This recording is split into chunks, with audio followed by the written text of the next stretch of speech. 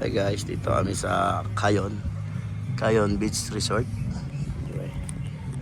Ang nagmamay-ari ay si Nestor Villanueva. Kay Consial Nestor Villanueva, thank you po. Ito mga parking. Then dito yung mga cottage.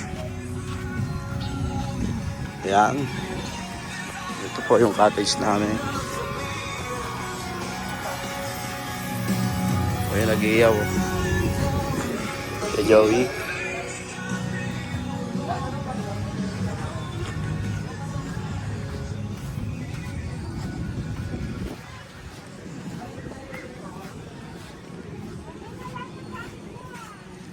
Ito yung papunta sa dagat.